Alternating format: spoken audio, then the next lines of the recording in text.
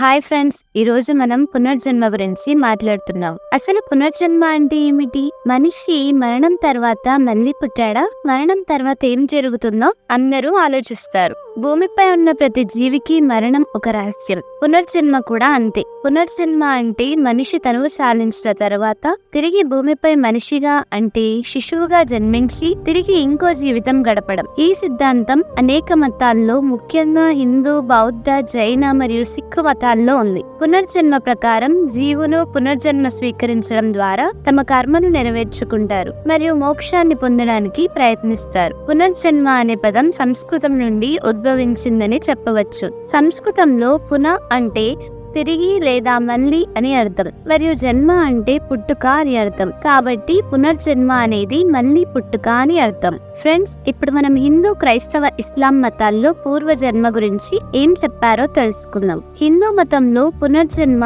ఒక ముఖ్యమైన భావన. హిందూ మతంలో పునర్జన్మ కర్మ సిద్ధాంతంతో కలిపి ఆత్మ యొక్క శాశ్వతతను వివరించడంలో ప్రధాన పాత్ర పోషిస్తుంది. ఫర్ ఎగ్జాంపుల్, మనిషి పాత చొక్కా విడిచి కొత్త చొక్కా వేసుకున్నట్లు ఆత్మ శరీరము నాశనమైన తరువాత కూడా మరొక పుట్టుకతో, మరొక శరీరముతో పునర్జన్మ పొందుతుందని హిందువులు నమ్ముతారు.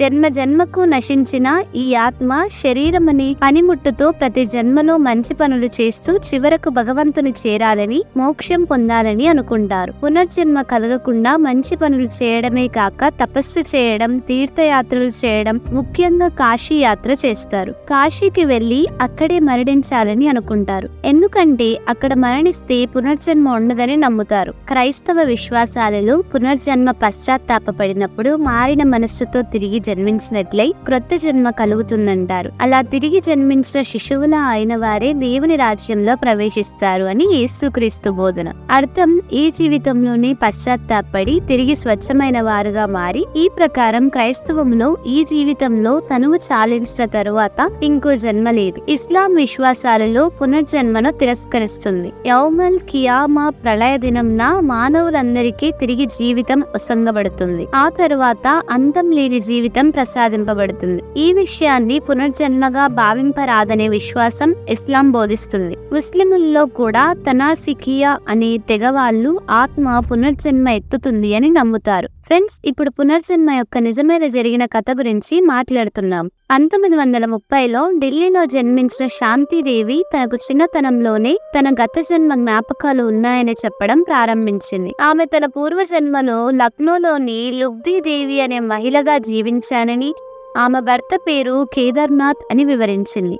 శాంతిదేవి తన పూర్వజన్మ జ్ఞాపకాలను తన తల్లిదండ్రులతో పంచుకోవడం ప్రారంభించింది. ఆమె తన పూర్వజన్మలోని తన ఇంటి గురించి, కుటుంబ సభ్యుల గురించి, ఆమె జీవితంలోని ఇతర వివరాల గురించి వివరించింది. ఢిల్లీలోని తన ఇంటికి 145 కిలోమీటర్ల దూరంలో తన భర్త నివసించే మధురలో తన నిజమైన ఇల్లు ఉందని ఆమె తల్లిదండ్రులకు చెప్పింది. మొదట్లో ఆమె తల్లిదండ్రులు నివ్వెరపోయినా కూడా శాంతిదేవి తరచూ ఇదే ప్రస్తావన తెస్తుండటంతో క్రమంగా వారిలో ఏదో తెలియని భయం మొదలైంది. చివరికి ఓ రోజున వారు ఆమెను వైద్యుడి దగ్గరకు తీసుకెళ్లారు. గత జన్మలోని విషయాలు, ముఖ్యంగా ఓ ఆపరేషన్ గురించి ఆమె సవివరంగా చెబుతుండటం చూసి వైద్యుడు కూడా షాక్ అయిపోయారు. సంక్లిష్ట వైద్య ప్రక్రియ గురించి ఆమె అంతా చిన్న వయసులోనే వివరించడంతో డాక్టర్ కు నోట మాట రాలేదు. ఈ క్రమంలో శాంతిదేవిని ఆమెను భర్త పేరు చెప్పమని అడిగారు. అతడెవరో చెబితే అతడి ఇంటికి తీసుకెళ్తారని కూడా మాటిచ్చారు. దీంతో ఆమె తన భర్త పేరు కేదార్నాథ్ చౌబే అని, ఆయన మధురలో ఉంటారని బయటపెట్టింది. ఫ్రెండ్స్, ఇప్పటి వరకు వీడియో చూస్తున్నారంటే మీకు నచ్చిందని అనుకుంటున్నాను. మన ఛానల్ ని సబ్స్క్రైబ్ చేయండి, లైక్, షేర్ చేసి మీ సపోర్ట్ ను మాకు అందించండి. ఇంకా స్టోరీలోకి వెళ్తే,